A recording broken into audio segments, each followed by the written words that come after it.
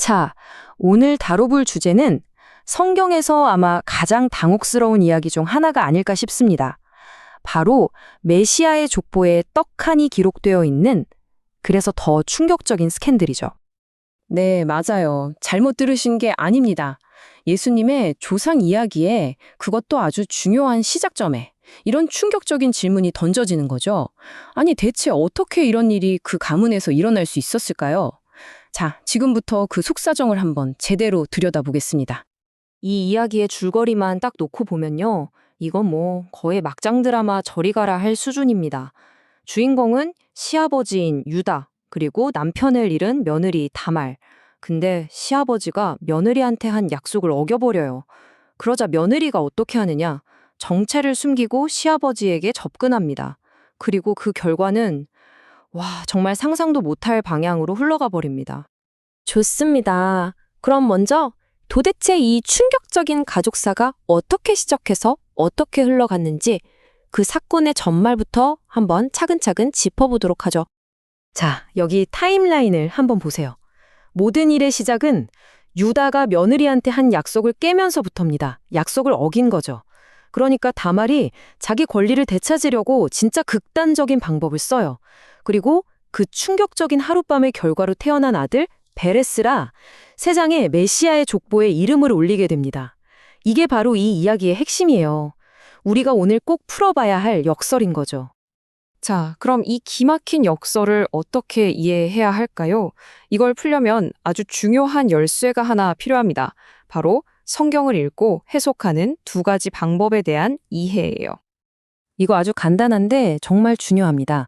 뭐냐면요, 성경에는 두 종류의 글이 있다는 거예요. 하나는 그냥 과거에 이런 일이 있었어 하고 사실을 기록한 서술적인 부분, 다른 하나는 너희는 반드시 이렇게 살아야 해 하고 명령하는 규범적인 부분. 서술과 규범, 이 둘을 헷갈리는 순간 성경을 완전히 잘못 이해하게 되는 겁니다. 자, 표를 보시면 더 명확해지죠?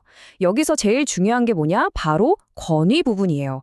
보세요. 서술적인 이야기는 구속력이 없음, 즉 우리가 따라해야 할 모델이 아니라는 거예요. 그냥 과거에 저런 끔찍한 일도 있었구나 하고 교훈을 얻는 역사 기록이라는 거죠. 유다와 다말 이야기가 바로 여기에 딱 들어맞습니다. 반면에 십계명 같은 규범적인 명령은 구속력 있음. 이건 뭐 시대와 장소를 초월해서 우리 모두가 반드시 지켜야 할 기준인 거고요. 자, 좋습니다. 이제 우리 손에 서술과 규범이라는 아주 강력한 렌즈가 생겼어요. 이 렌즈를 가지고 다시 한번 그 사건 속으로 들어가 보죠. 유다와 다말, 이 두 사람, 과연 누가 더 옳았다고 말할 수 있을까요? 아니, 애초에 누가 옳고 그름을 따질 수나 있는 상황일까요? 자, 두 사람의 행동을 한번 뜯어볼게요. 먼저 유다. 이 사람은 명백하게 자기 의무를 저버렸어요. 가문의 어른으로서, 가장으로서 죽은 아들의 대를 이어줘야 할 그 중요한 책임을 그냥 내팽개친 거죠. 그럼 다말은 어땠을까요? 물론 그녀가 쓴 방법은 정말 옹호하기 힘들죠. 하지만 그 동기가 중요해요. 이건 정욕 때문에 아니었어요.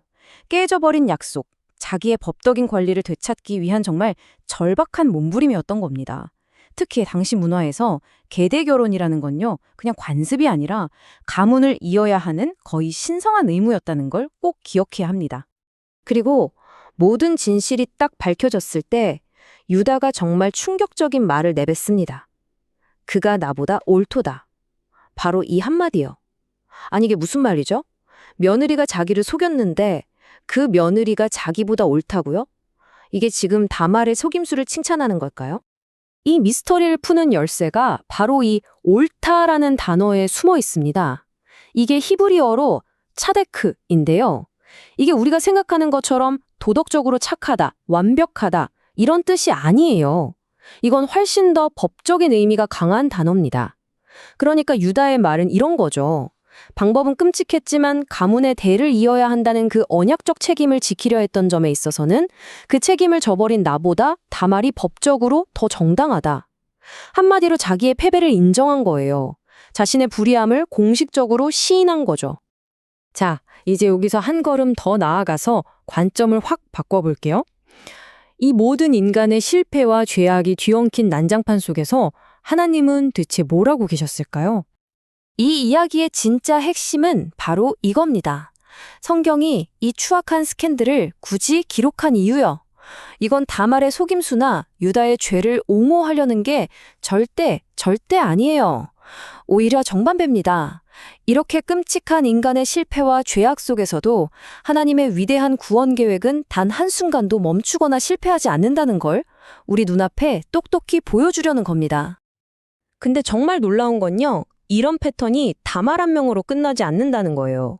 마태복음에 나오는 예수님의 족보를 한번 펼쳐보세요. 더 기가 막힙니다. 다말, 그렇죠. 오늘 이야기의 주인공, 그리고 가나안 땅의 기생이었던 라합, 이방민족 모압 출신이었던 룻, 그리고 다윗과 끔찍한 죄를 저질렀던 밧세바까지. 이 여성들 하나같이 사회적으로 봤을 때 떳떳하지 못하거나 흠이 있거나 비난받던 사람들이었어요. 바로 이거죠. 구원의 역사는 인간의 자격이나 조건으로 이루어지는 게 아니라 전적으로 하나님의 은혜로만 이루어진다는 걸 이보다 더 극적으로 보여줄 수 있을까요? 유명한 신학자 D.A. 카슨이 이 진리를 정말 멋지게 한 문장으로 정리했어요. 은혜는 혈통을 따라 흐르지 않으며 하나님의 섭리는 속거나 앞질러질 수 없다. 바로 이겁니다. 구원은 무슨 깨끗한 혈통이나 인간의 완벽한 도덕성으로 얻어지는 게 아니라는 거죠. 오히려 그 반대예요. 인간의 처절한 실패와 연약함, 그 한 가운데서도 기엽고 당신의 뜻을 이루고야 마시는 하나님의 그 위대한 계획, 즉 섭리가 얼마나 위대한지를 보여주는 한편의 드라마인 겁니다. 자, 그럼 이제 이 모든 걸 종합해서 가장 중요한 질문으로 넘어가 보겠습니다. 그래서 이 이야기가 오늘을 사는 나에게 대체 무슨 상관인데? 바로 이 질문이죠. 여기서 아주 위험한 생각이 고개를 들 수 있습니다. 하나님이 유다와 다말의 그런 끔찍한 죄도 결국엔 선하게 사용하셨잖아. 그럼 내가 짓는 죄나 잘못도 뭐 괜찮은 거 아닐까? 이런 생각 말이에요. 정말 그럴까요? 이걸 핑계 삼아도 되는 걸까요? 이 질문에 명확하게 답하려면 하나님의 두 가지 뜻을 알아야만 합니다. 첫 번째는 하나님이 역사 속에서 일어나는 모든 일을 결국 허용하시는 주권적인 뜻이에요. 여기엔 인간의 죄까지도 포함되죠. 큰 그림을 위해서요. 하지만 두 번째 뜻이 있습니다. 바로 우리에게 너희는 이렇게 살아라 하고 분명하게 명령하시는 뜻입니다. 이게 우리의 도덕적인 기준이 되는 거죠. 하나님이 어떤 죄를 당신의 큰 계획 속에서 사용하신다고 해서 그 죄 자체를 기뻐하시거나 우리더러 그렇게 해도 된다고 하시는 건 절대 아니라는 겁니다. 그러니까 아까 그 질문에 대한 최종 답은 뭘까요? 아주 명확합니다. 절대 아니오입니다. 우리는 유다와 다말의 이야기를 핑계 삼아서 우리 자신의 죄를 단 하나도 정당화할 수 없습니다. 왜냐하면 우리 삶의 기준은 과거에 저런 일도 있었대 하는 서술이 아니라 너는 이렇게 살아야 한다는 하나님의 명백한 규범, 즉 명령이기 때문입니다. 결국 이 이야기는 우리에게 죄를 지어도 된다는 핑곗거리를 주는 게 아니에요. 하지만 그 대신 그것과는 비교도 할 수 없는 엄청난 희망을 줍니다. 그게 뭐냐면 바로 우리의 가장 깊고 부끄러운 실패조차도 그걸 넘어서 일하시는 하나님의 위대한 은혜의 재료가 될 수 있다는 사실입니다. 이 놀라운 진실이 오늘 여러분 각자의 삶에 어떤 의미로 다가오는지 한번 조용히 깊이 생각해 보시는 건 어떨까요?